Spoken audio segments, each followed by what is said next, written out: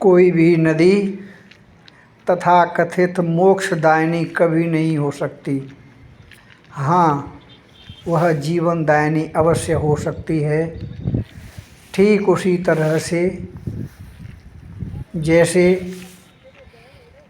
विंध्याचल पर्वत श्रेणी से निकलकर उज्जैन होते हुए राजस्थान में प्रवेश करने वाली चंबल नदी इस क्षेत्र के साथ साथ मध्य प्रदेश के बहुत बड़े भूभाग को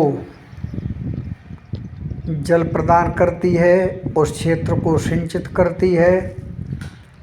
यह क्षेत्र किसी ज़माने में पिछड़े समझे जाते थे, लेकिन इस जीवनदायिनी नदी के तटों पर 4 बांधों का निर्माण किया गया, जिनमें से Pratap Sagar dam, Gandhi Sagar dam, Kota barrage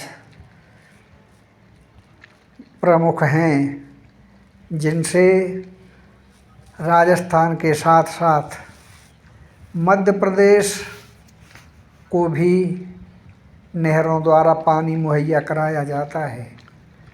और उन क्षेत्रों की बहुत बड़ी समस्या जो चंबल नदी के ही कछारों में, बीहड़ों में पलने वाले बागी, जिन्हें डकैत कहा जाता है, वह पलते थे।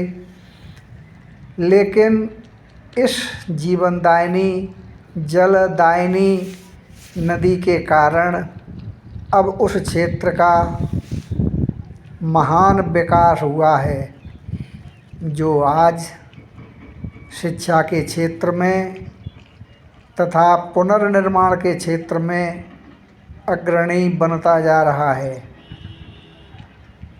यह जो पुल का स्ट्रक्चर दिखाई दे रहा है, यह मध्य प्रदेश के श्योपुर ज़िले को राजस्थान के सवाई माधोपुर से जोड़ता है, जो आगे दिल्ली तक और आगे भी जाता है। यह अथाह जल राशि आगे बढ़ती हुई अपने अंदर 4 से लेकर 10 नदियों को समाहित करते हुए आगे बढ़ती है, जिनमें प्रमुख हैं क्षिप्रा नदी, दूसरी है काली सिंध, तीसरी पार्वती है, बनास नदी और सीप नदी को अपने अंदर समाहित करते हुए, कूनो नदी को लेते हुए यह नदी आगे बढ़ती है और भिंड जिले में जो एक पचनदा नामक 5 नदियों के मिलने से यमुना नदी के रूप में यह उसमें समाहित हो जाती है। और चंबल नदी, जिसे मिथक और कपोल कल्पना करने वाले लोगों ने चर्मण्यवती कहा, इसे अपवित्र कहा, वह नदी उस महान यमुना नदी का हिस्सा बन जाती है और यमुना नदी आगे चलकर गंगा नदी में समाहित हो जाती है।